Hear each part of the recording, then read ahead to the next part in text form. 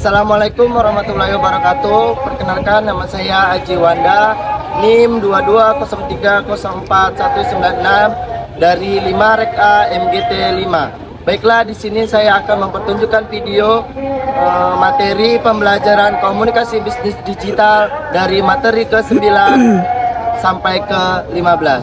Terima kasih. Keterampilan presentasi bisnis. Membangun keterampilan presentasi bisnis yang efektif adalah kunci kesuksesan. Komunikasi yang baik dan penggunaan visual yang tepat mempengaruhi keberhasilan presentasi.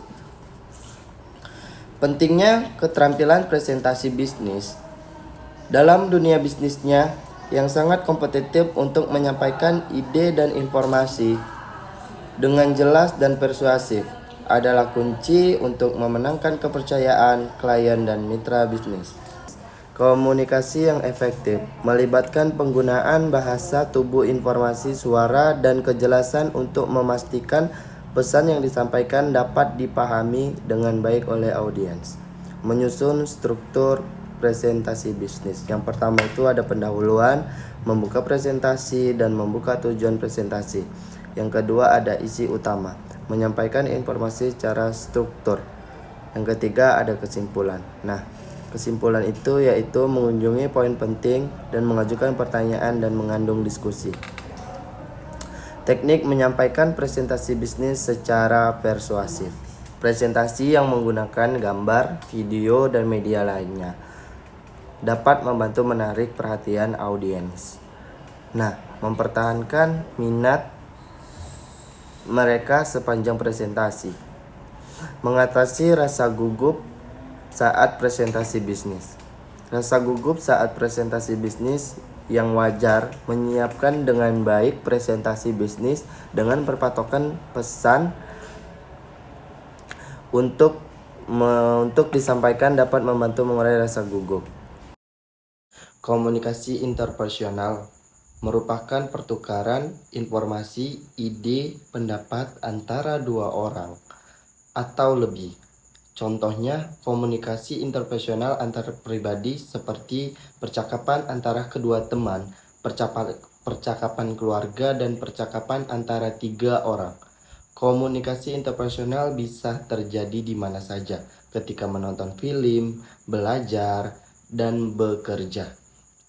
Menurut Effendi, komunikasi interpersonal adalah komunikasi yang terjadi pada 2 orang dan melakukan percakapan, kontak melalui telepon sehingga menimbulkan timbal balik. Selanjutnya, efektivitas komunikasi interpersonal. 1. Keterbukaan, openness. 2. Empati. Ketiga, sikap mendukung. Keempat, sikap positif. Dan kelima, kesetaraan. Baik, selanjutnya, kualitas komunikasi dalam kelompok primer. Bersifat dalam meluas, dalam artinya tersembunyi atau menyikap unsur-unsur yang bersifat meluas, artinya hanya sedikit, dan cara komunikasi dari kelompok primer kita menentukan hal-hal bersifat pribadi dengan menggunakan berbagai lambang, bahasa verbal maupun non-verbal. Dalam kelompok primer tidak ada pembagian secara sistematis karena komunikasi yang terjadi secara langsung dan sifatnya informal.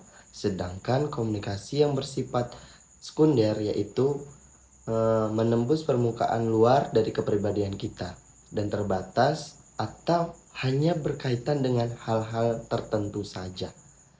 Kebanyakan menggunakan komunikasi verbal dan jarang sekali melibatkan komunikasi nonverbal. Dalam kelompok sekunder terdapat pengelompokan anggota yang terorganisir dalam sistematis untuk bertujuan tertentu karena interaksi sosial yang terjadi secara tidak langsung, berjauhan, dan sifatnya kurang kekeluargaan. Nah, dalam komunikasi ini terdapat fungsi kelompok. Yang pertama, fungsi menjalin hubungan sosial. Yang kedua, fungsi pendidikan. Yang ketiga, fungsi persuasi. Dan yang keempat, fungsi pemecahan masalah dan pembuatan keputusan. Dan yang terakhir, fungsi terapi. Selanjutnya, negosiasi bisnis. Negosiasi bisnis sederhana. Negosiasi bisnis adalah keadaan di mana dua atau beberapa pihak yang mempengaruhi atau berinteraksi untuk kepentingan pihaknya dalam menjalankan bisnis. Tujuan ideal adalah mencari win-win solution agar semua pihak diuntungkan, karena pastinya tidak ada pihak yang dirugikan.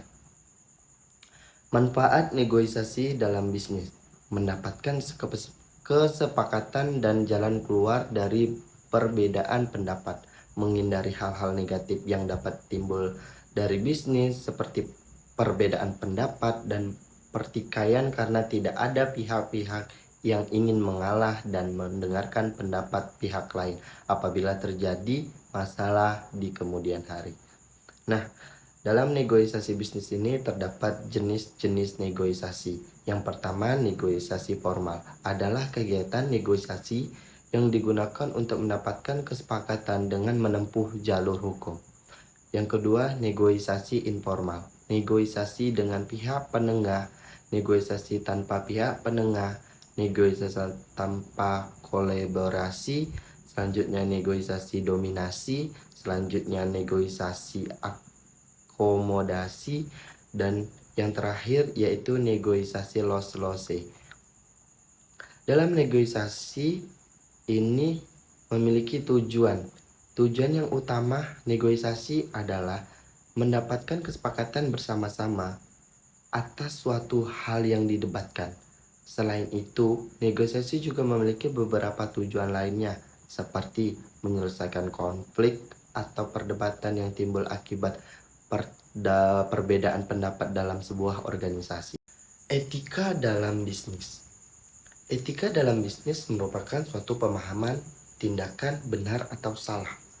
Yang pertama, etika memberikan paduan apakah suatu perilaku tertentu dapat digolongkan perilaku bermoral atau tidak bermoral. Mengajak setiap individu guna bersikap kritis dan bersikap rasional dalam rangka mengambil keputusan berdasarkan kepada pendapat sendiri dan bisa untuk dipertanggungjawabkan secara baik. Yang kedua, etika mampu memberikan pengarahan kepada masyarakat guna berkembang menjadi sebuah masyarakat yang teratur, tertib, dan damai, serta sejahtera dengan mematuhi seperangkat norma yang berlaku guna terwujudnya kesejahteraan sosial dan ketertiban. Faktor-faktor yang mempengaruhi pembentukan etika ditentukan oleh faktor internal dan faktor eksternal. 1. Faktor internal, yaitu keadaan dari manusia itu sendiri yang meliputi kognitif, pemahaman ajaran agama, kecerdasan, latar belakang efektif atau motivasi, minat, sikap, konsep diri, dan kemandirian. Kedua, faktor eksternal, keadaan yang berasal dari luar manusia yang meliputi pendidikan, lingkungan keluarga, sekolah, lingkungan masyarakat. Salah satu aspek yang turut memberikan saham dalam terbentuknya sikap dan perilaku manusia adalah faktor lingkungan. Contoh penerapan dari etika bisnis. 1. Menyebutkan nama klien dengan baik. Kedua, hadir tepat waktu saat janjian tamu. Ketiga, berdiri saat berkenalan dan tidak segan mengucapkan terima kasih. Dan yang terakhir, membayar tagihan rapat. Lanjut, manfaat etika bisnis yaitu dengan memiliki sebuah etika, tentu saja klien merasa lebih dihargai dan tentu saja mampu memberikan gambaran kualitas perusahaan pada klien. Selain itu, jaminan adanya kerjasama yang baik terjalin dengan pribadi memiliki kualitas diri juga etika. Citra perusahaan bisa menjadi baik, tidak adanya citra buruk dan membuat jalannya bisnis menjadi lancar terkendala. Teknologi dalam komunikasi bisnis. Teknologi digital adalah suatu alat yang tidak lagi menggunakan tenaga manusia secara manual, tetapi lebih ke sistem pengoperasiannya secara digital atau format dapat terbaca oleh komputer. Pelaksanaan teknologi informasi. Otomatis kantor berbagai informasi dengan karyawan bertukar informasi, tetap berhubung ataupun tetap terhubung dengan konsumen, kolega, dan penyuplai menjalin kerjasama atau berkolaborasi, menciptakan dan mengembangkan produk dan jasa, serta menghemat biaya, memudahkan akses informasi dan komunikasi berinteraksi dengan konsumen. Manfaat komunikasi bisnis digital ini adalah memperoleh, mengenal, serta mengerti definisi teknologi informasi, mengenal serta mengerti fungsi teknologi informasi dalam komunikasi bisnis, memperoleh serta mengerti alasan penggunaan teknologi informasi dalam komunikasi bisnis. Mengenai penggunaan teknologi informasi dalam komunikasi bisnis, setiap jenis teknologi memiliki kelebihannya masing-masing. Berikut merupakan kelebihan dari komunikasi bisnis tersebut.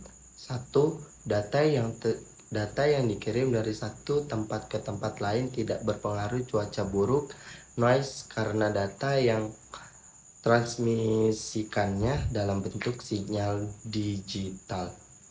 Berbagai tipe komunikasi tersedia dan dapat dipakai karena lebih praktis dan stabil. Selain memiliki keunggulan, setiap jenis teknologi memiliki efek samping yang timbul. Berikut beberapa kekurangan teknologi digital pada saat ini. 1. Kesalahan yang mungkin terjadi pada saat mengubah sinyal analog ke digitalisasi. Kedua, kemungkinan tercurinya data digital yang penting seperti nomor rekening, data pekerjaan, dan lain-lain oleh hacker ataupun virus. Ketiga, membuat ketergantungan yang berlebihan dan pada penggunaan yang dapat menghambat kemampuan empati dan sosial secara nyata.